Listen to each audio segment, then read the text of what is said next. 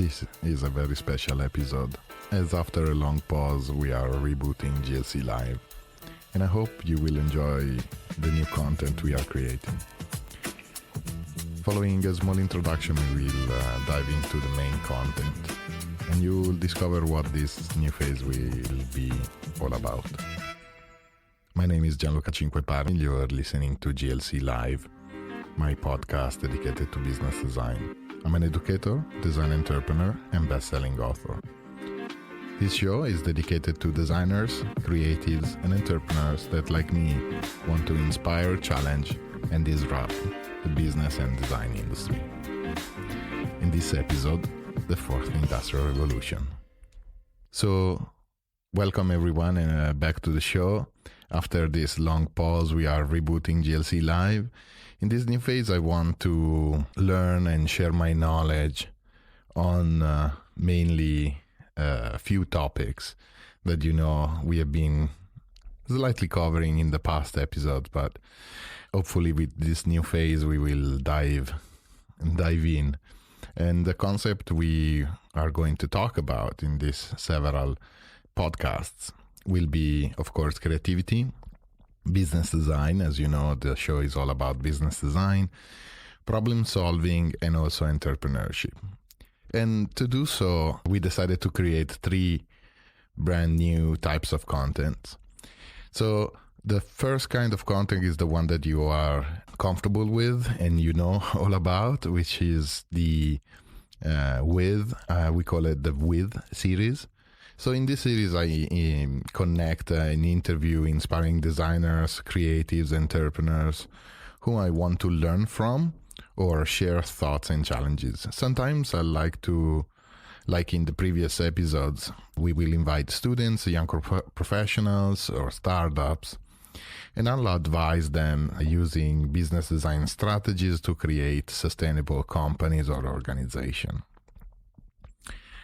The second kind of content that we wanted to create is what we call the Masterclass series.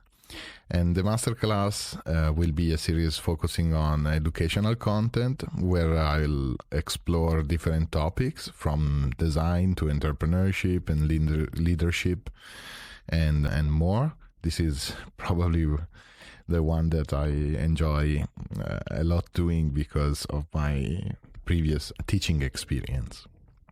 And the last one is what we call the late night design tales. It's a very different kind of content where I'll collect and share interesting stories and themes that are a little bit more mysterious and unconventional in the podcast. And you all know how much I love to tell stories. And there is a big news. So we decided to expand our reach to YouTube so we can visualize the content of the podcast. And I'm very excited to see how this new channel will play out. And hopefully you will enjoy the content as well. So let's say that you are a designer and the focus, as I said before, is going to be 3 main target audiences, we can say. The first one, of course, designers who want to sharpen their skills, increase their value, discover new content, refresh their knowledge in some specific topics, and also share their experiences, hopefully through the comments or interaction or finding interesting people that I don't have reach. The second macro area, I would say we can say creatives. Creatives are anyone who want to create new business, grow their entrepreneurial mindset, and they want to become change agents. They also want to refresh their knowledge, and maybe they want to expand their reach, and they want to explore a different kind of know-how. The third part, or the third audience, will be entrepreneurs, of course. And I would like to have help entrepreneurs to find new ideas, improve their management skills, become more mindful eventually, and become more creative if creativity is not part of their day-to-day. And in some cases, that is something that I've been working with a lot with my beloved students, also talking about efficiency and effectiveness. So maybe we are going to talk about topics like time management and how to be more efficient in their workflow. Let's deep dive a little bit further onto the target audience. If we can expand those 3 macro groups and evolve them, I would say that the people that will enjoy, or hopefully everyone will enjoy the show, but the people that I'm talking to directly are for sure entrepreneurs and directors. So like I said, these people, if they want to become more creative, enhance their management skills, explore mindfulness and leadership, they will definitely find interesting content in the show. And then, of course, creatives and creative teams. So if you are in a creative team and you are a creative and you want to think about new business ideas, grow your entrepreneurial mindset, and like I said before, become a change agent, I would say that we will craft a specific episode on these themes. And overall, designers and creators, not only designers, but anyone who's creating either designs, products, content, you name it. If you want to find strategies to increase your value and expand your skill set and become more efficient and effective, like I said before, we will also craft a specific episode to that. I decided to narrow down, and both in the creation of the podcast and in my own professional practice, I kind of distilled the content of what I would like to do in 3 macro themes. The first theme is business design and industry 4.0, which you will discover soon. The fourth industrial revolution, well, this is the theme of this specific episode, is going to transform businesses and business models pretty much across the board. So the business model of industries and companies that we know today is going to be dramatically transformed, no matter what we do or in which sector we are in. And one of the things that we will discuss later is these ideas and how we can reskill to be prepared for this industrial revolution. The second theme, and I do a lot of workshops on this particular subject, are creativity and problem solving. And what we observed always with the designer mindset, so none of these are statements, they are observations, that this over accessibility of information and sometimes this constant pressure on time that we are facing has numbed or let's say has reduced our ability to take a deep breath and think a little bit more creatively. And we might look for, because we have access to this kind of information, we are looking for the solutions from whatever research engine we want to find. So I would like to talk about how can we restore creativity, how do we develop emotional intelligence, how can we foster our analytical and critical thinking, and how do we place ourselves in a place where we can find ourselves in active learning. So and the more knowledgeable we are, the more open we are to new information, and this will help us to develop diversity and cultural intelligence. And last but not least, of course, entrepreneurship and leadership. Now, with the fourth industrial revolution, we will see that the premises and the activities that we need to do, even in leadership, even in management, and managers and leaders and entrepreneurs have to transform their way of approaching businesses. Not only approaching businesses, but managing their teams, their reports, or their partners. So I love this phrase that I found in one of the reports that I will talk in a few moments, that says, when we champion compliance, mediocrity sits in, which is true. I mean, for now 100 years, we created a workforce, and we created the education system, and how the educational system is being designed is for compliance. Just look at the classic classroom, where everybody's sitting in their little seats, and everybody's facing forward to one single source.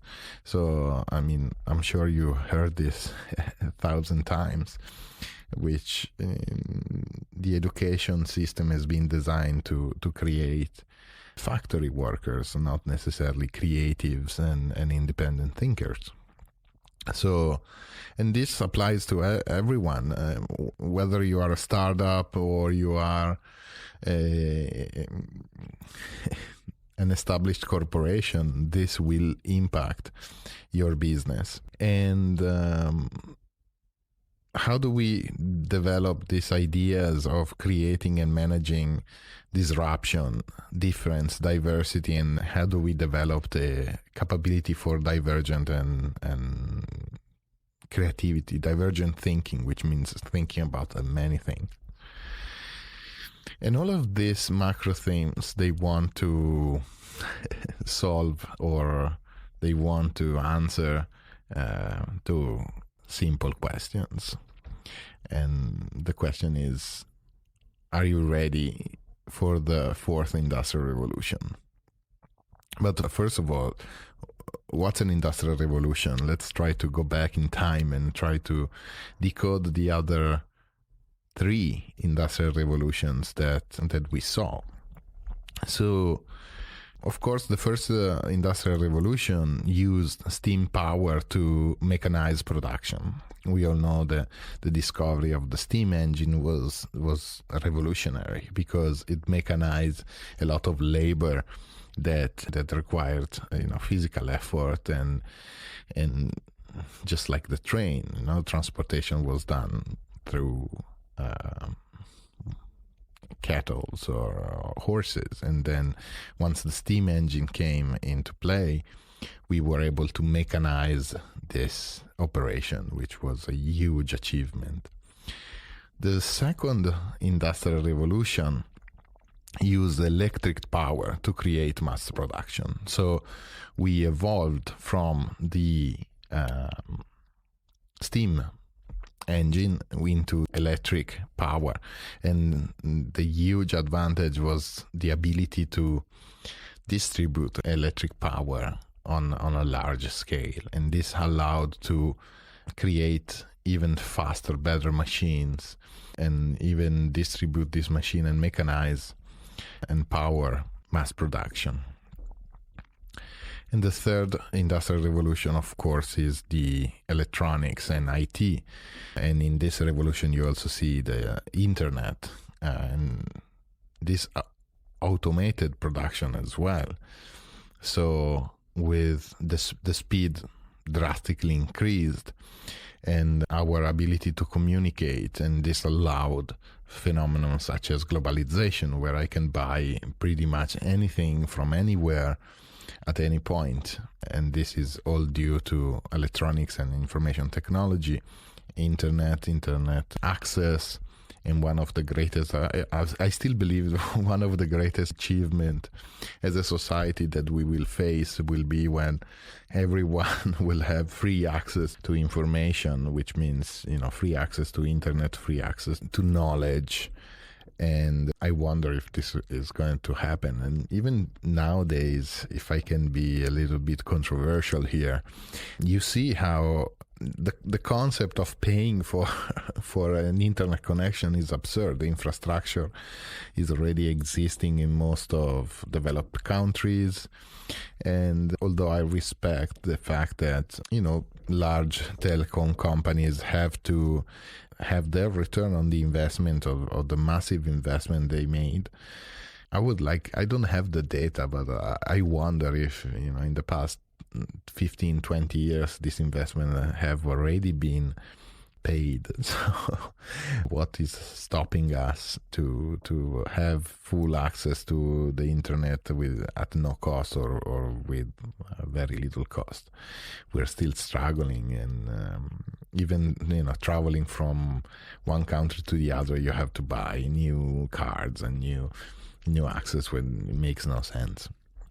At least it makes no sense to me.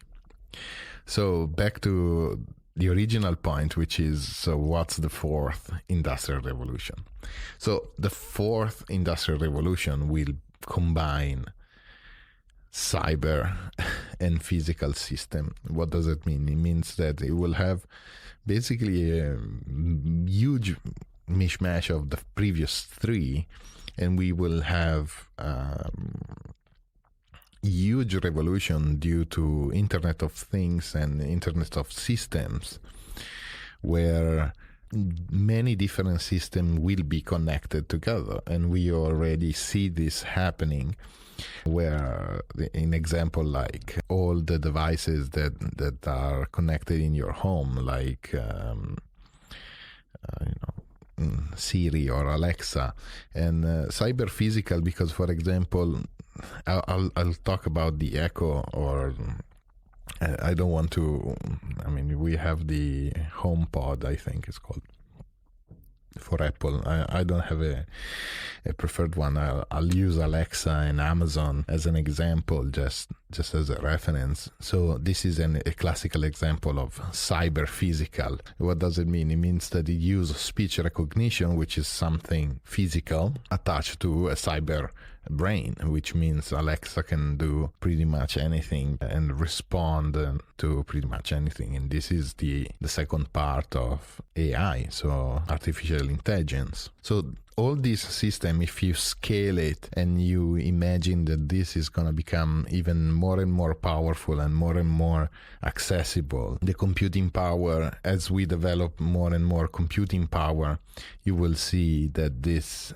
system will become more and more relevant and present in our lives. So this industrial revolution really will change the way that we approach and the way that we design, but not only the way that we design, but the way that we develop knowledge and we absorb knowledge, and the way that we have access to this, not only information, but an array of services that were not available to us. Another example of this cyber physical system will be blockchain. All of this was designed, and I got passionate about all these topics by studying two very interesting reports.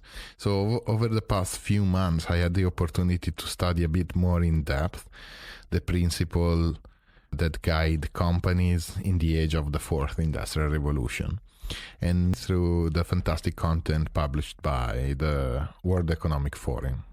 The World Economic Forum is an organization that tries to, I would say, combine private and public sector to really analyze and to really bring attention and to bring people together to discuss and act on what really matters in the world. And there are two specific reports that I was particularly fascinated by.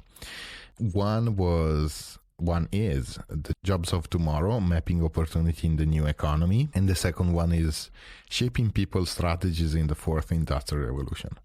Both of them center their discussion on what will it take to serve the people that are going to be affected positively or negatively by this industrial revolution. So first and foremost, the revolution is happening. So it's not something that we can decide that is going to happen or not. The revolution is happening. And it will transform business models of each and every industry. So that's not something that we can discuss about. It's going to happen, just like internet happened. You know, a lot of people were complaining, and they were saying that they were more comfortable with their typewriter, but you know, fast forward 25 years, who writes with a typewriter anymore, right? So that's not an argument at all. And both these white papers talk about and they explain how people are at the core of this revolution. So every single jobs, in a way or another, will be transformed by this fourth industrial revolution. So in these reports, what the World Economic Forum is talking about is that the mission is that by 2030, more than 1 billion people will need to reskill. What does it mean to reskill? It means that part of their jobs, or I would say some jobs will disappear. Okay, no need to sugarcoat it. But even jobs that will be maintained will actually be transformed or modified or become more efficient, or they will be connected with jobs that prior to this access and this connection were limited. So there are some skills involved in this transformation, and we need to be ready. We need to be aware of these skills. And I made my mission, both in the podcast but also in my professional practice, to try to help creatives, designers, entrepreneurs, institutions, private sector, to actually think about this reskilling revolution. So it's already starting in the report. They talk about the skills that will be in high demand already starting from this year. I wouldn't say 2020, it already started. So since 2018-19, these kind of skills were already part of the discussion, but now they make a quite strong statement about what these skills are and how important is that everyone, whether they are in education, whether they are in the workforce, whether they are leaders, actually they are promoting this industrial revolution platform where they are asking great corporations to provide knowledge and to provide training for their workforce, but also for everyone. So let's dive a little bit deeper into what are these skills that we need to possess to become, let's say, competitive, if we want to use this term, but I would say to be relevant in the coming century eventually, and we want to improve in our careers. So, of course, just as a disclaimer, this is my sequencing, is not a ranking. So there are just a synthesis of the skills that are present and reformulations, and also taken from one report, but also from other different sources. Of course, creativity is one of the most important skills that a professional will need. Why? Because creativity today is something that artificial intelligence still and machines can't really replicate. Okay? So what does it mean to be creative? And I have this very personal definition, that is, creativity is the ability to combine ideas in unique and unexpected ways. So it starts with knowledge. It starts with understanding the context and the environment and whatever we are surrounded by, and then trying to combine this knowledge in unique, unexpected ways. The second part is, of course, emotional intelligence. Why emotional intelligence? Once again, machines and computers don't have emotional intelligence, which means empathy, integrity, the ability to work with others. Not only working with others, but understanding the context of the work, understanding the context of the people. Just to make a small example, we all had a bad day, and not necessarily it means that in that particular day we are inefficient. We just had a bad day. This doesn't make us a bad person or a bad employee or a bad worker. You just had a bad day. And if, through the lens of a machine or through a lens of a computer, you just, you are underperforming. So in that particular day, you're not doing what you're supposed to do. While a person can understand that and say, maybe you just had a baby and so you are sleep deprived or something like that. Although these are all data that you could feed into a machine, the calculation will become immensely complicated. Why a person can understand and can say, okay, Patrick had a bad day and it's okay, and tomorrow he's gonna be back to normal. So emotional intelligence it's an important skill that we need to develop. Even not only for the machines. I think now in this dog eat dog world, I think it's something that we can all learn from. The third skill is analytical and critical thinking. What does it mean to possess analytical and critical thinking skills? Solve complex problems using reasoning and logic to evaluate an argument. Okay, so here is a little bit more complex to explain, and I don't want to deep dive. We might do an entire episode on analytical and critical thinking, but just to give you a sense is, how do we solve complex problems? What are complex problems? Complex problems are problems that don't have a simple linear solution. There are multiple aspects of the problems. Imagine, I don't know, like poverty, right? So this is a big one, but as you know, it is not just there is a poor population, let's just give them a bunch of cash and we will solve the poverty issue. No, there is education involved, there is criminality involved, there is resources, there is know-how.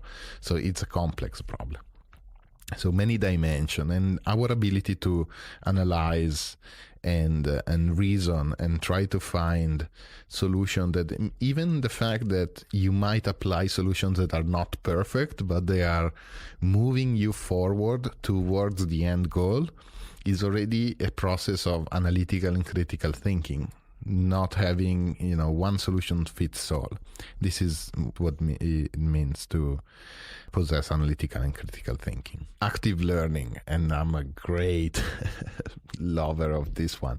Active learning means our ability to have a growth mindset, learning from our mistakes and actively seeking new knowledge. This is my lifelong goal. Honestly, this is why I love education so much, because it allowed me to keep learning. To teach, I had to study, and this was amazing, and it should be part of each and every single person. You must keep learning. You must keep your mind open. You must keep your eyes open, your ears open, and also open to new experiences. This has a much more deep impact that you think, because I like to simplify things, but imagine just the fact that you are going on a date and you are experiencing different kind of food from different regions, from different cultures. This opens up your way of thinking. If I remember in my childhood, I would say to my grandpa, let's go to have sushi. He would look at me like it was insane. Eating raw fish, what are you talking about? But nowadays, as we expand, as we develop, as doors open, now even sushi has been exported all over the world, so everybody is comfortable with eating raw fish, which is something that, depending on your cultural context, it was not easy. And number 5, decision making. Decision making is recognizing the broader implication decision might have. This is very specific for leadership. Making a decision and saying, I am in the position and I'm legitimized to make this decision, doesn't mean that your decision making is always correct. And so now having also the ability to understand the implication of the decision. The fact that I can make a decision doesn't mean that I understand the implication of this decision. So let's make an extreme example once again. So, okay, I'm a boss I'm the CEO of a large corporation, and, I have the power to fire, 20%, 25%, 50% of my workforce.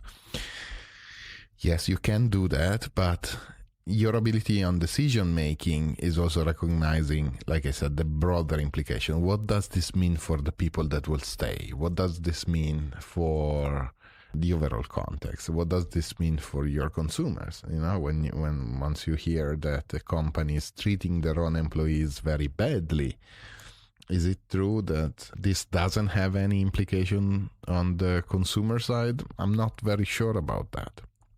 So what is the emotional impact of your decision? Is it screaming to everyone all the time the right way to do it? Something that we need to work towards. And these are all skills that we need to advance. Myself, when I read this list and when I composed this list, I started making a list of things like maybe I should improve my decision making, or how can I improve my decision making? Am I making choices that are leading to the right consequence, or am I being just irrational, and just because I can make some decisions, I'll just do it? So this, as always, like I said it in the very first minutes of this show, I want to learn first. The second set, interpersonal communication. Interpersonal communication is the ability to communicate effectively with others. Say the right thing with the right tone. There are tons of examples, and just saying the same thing with different tones and understanding, oh, is that right? And this means you're an idiot. Or, oh, that is right. That completely changes the, oh, is that right? Like you're saying it in such way that you're saying, oh, wow, this is interesting and I want to know more about. And this is also something very complex that eventually an artificial intelligence or a machine that will take some time to do. And also understanding what are the implication of how you say things, to who you say things.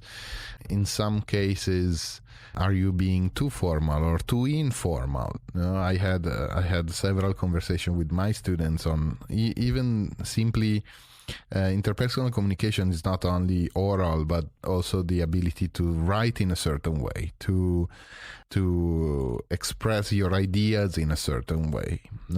Trying to express your ideas and your opinions without making the other person feel uncomfortable, or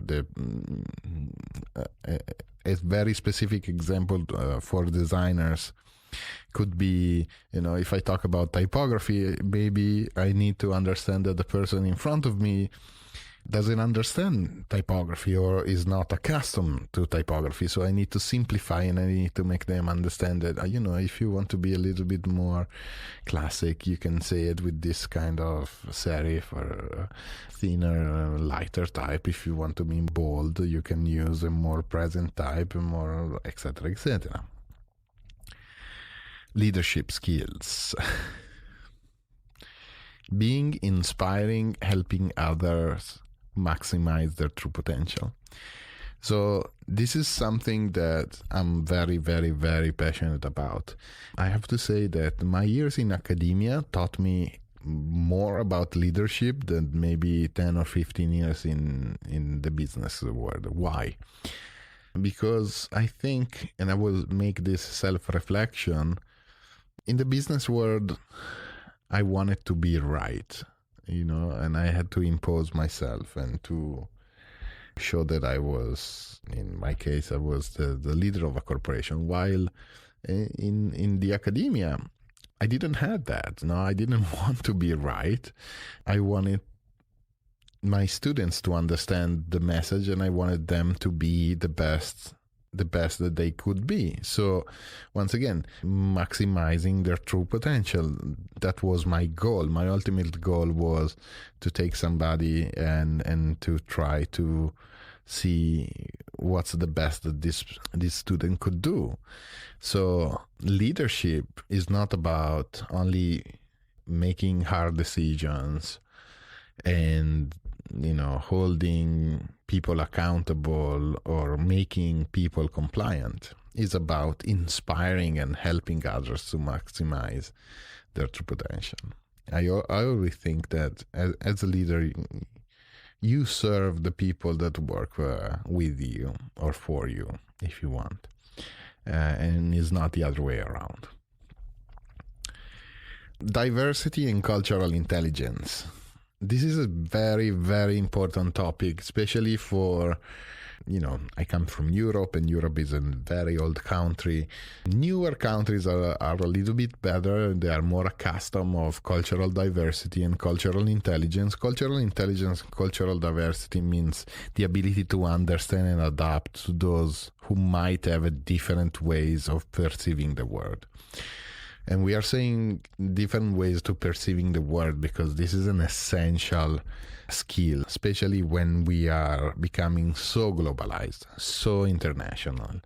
And, you are doing business with people from China, people from US, people from Europe, people from Middle East. And so in this simple context, just step into any fair and you will have so many races, so many different cultural experiences, and you need to be aware of that. So some cultures don't work on Sundays, some cultures don't work on Fridays, some cultures don't work on Saturdays. So, being also mindful of that is very important so that you don't put people in an uncomfortable position. And this is something that you need to be trained of, and having the opportunity to study in the US, work in Europe, move, live in Hong Kong for so many years.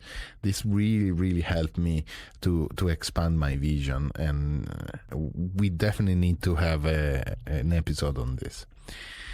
And technological skills, of course, we need to advance our technological skills, which doesn't mean that we need necessarily to understand and everybody needs to learn how to code, but it means to be aware of artificial intelligence, big data, virtual reality, blockchain. Everyone will need to have a certain level of comfort around technology. And I'm advising several startups, and I want to bring this example because it's slightly related to technological skills, but lately, particularly, I'm advising 4 or 5 startups, and it's very interesting to see how with very little investment, you can automate and you can help them to advance processes that are a little bit obsolete, and just like invoicing or making proposals. There are amazing softwares that use AI, that use automation.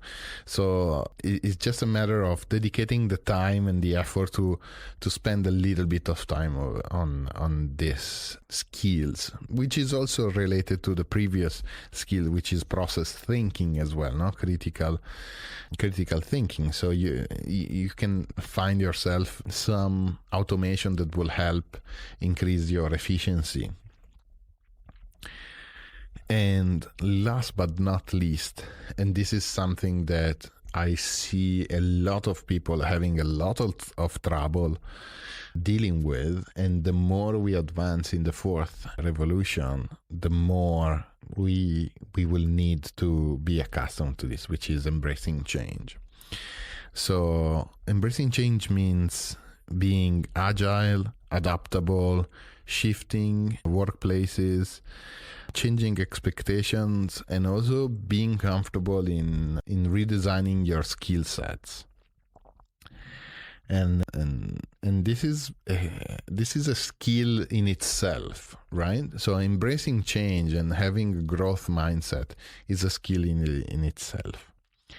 So this is something that we need to train. We need to try different things, we need to explore different things, and also being comfortable and understanding that we can face some very disruptive and very uncomfortable situations where we can say, our world gets flipped upside down, but we need to be trained to react to that. So, and this is the 10th skill. So I want to leave you with this, and as usual, you can find us on Instagram, on Facebook, on the YouTube channel. And I'll leave you with this question: are you reskilling, and what skills do you want to develop the most? So if you want to leave a comment here on Apple Podcast, or you want to go on Instagram, always glc.live, and leave a comment and maybe request also something, that one skill that in this set you really are interested in, please let me know. Thank you for listening. I'm Gianluca Cinquepalmi. If you enjoy this podcast, please leave a comment and subscribe on Apple Podcast or wherever you listen to podcasts.